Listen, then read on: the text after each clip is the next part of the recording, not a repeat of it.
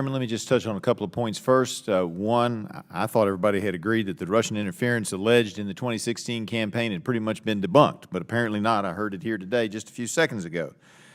Will the gentleman yield first? I will not yield. I would say, in addition, that the mail ballots in D.C., I have a friend who lives up here, as you might know, several of us do, and they received multiple opportunities to vote. They obviously didn't exercise that. And in that regard, I would ask General Cuccinelli, we have heard today that the Heritage Election Fraud Database shows no cases of fraud in D.C. Do you have an explanation why that might be? Certainly do, as the nature of the system in D.C. is very poor, so catching it in the first place is much more difficult. There are other jurisdictions that do a much better job of that, but I will also tell you, as a former Attorney General, that no one bothers to put those cases together when you have an office like the D.C. Council's office, which it would take a near miracle for them to bring a voter fraud case. So when you don't have a prosecutor behind you who will actually bring the case, you don't put the case together. So people need to understand that context. All right.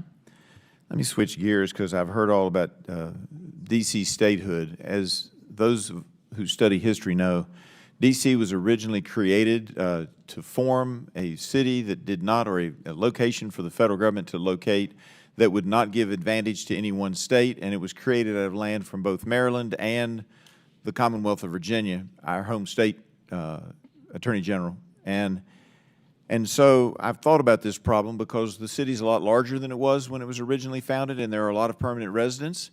And so for a number of years now, I've introduced a retrocession bill, because when Virginia took back, or when the people in Virginia decided they didn't want to be a part of D.C. and everybody thought that was okay, they were given back to the Commonwealth of Virginia, and so Alexandria and parts of Arlington were originally a part of D.C. So I've had a retrocession bill in for some time, and I have one that would then take everything except the federal complexes and put it into the state of Maryland.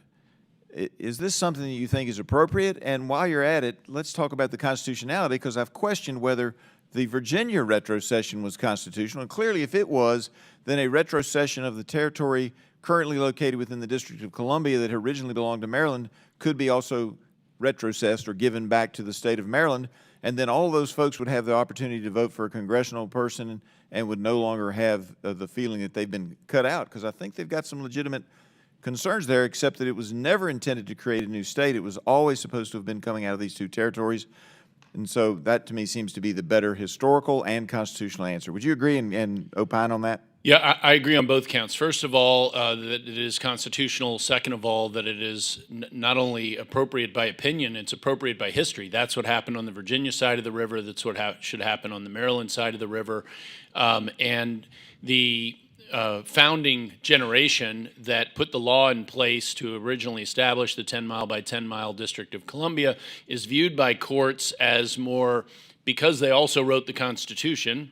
James Madison was noted as being involved in the formation of the District of Columbia where it is, also wrote the Constitution. The courts view laws passed at that time as more closely connected to the founding, and thus more likely constitutional, and the acts of this body start with a presumption of constitutionality to begin with.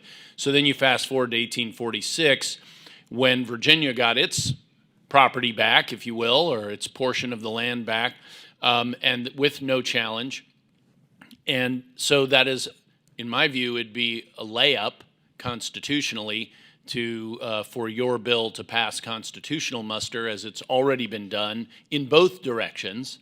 But I would be correct if it were deemed by the Supreme Court not to be constitutional, then you would have to take those portions of Virginia and put them back into the District of Columbia before you move forward. Yeah, it is all or nothing, yes. That's correct. So if they were to create statehood, it would only be appropriate that Alexandria and parts of Arlington would be returned to D.C. for statehood purposes as well, would it not?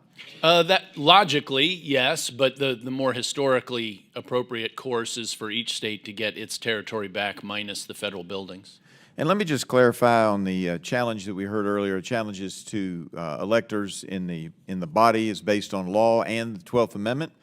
And it's interesting because there's a statement from Abraham Lincoln when electors were challenged in 1865 from the 1864 election, and that many people on both sides of the aisle have voted for challenges over the years, including my colleague who raised the issue, and I don't know what the folks who were storming the Capitol were thinking, but there were many of us who believed that what we were doing was following the Constitution, and so did the unanimous Supreme Court. I yield back.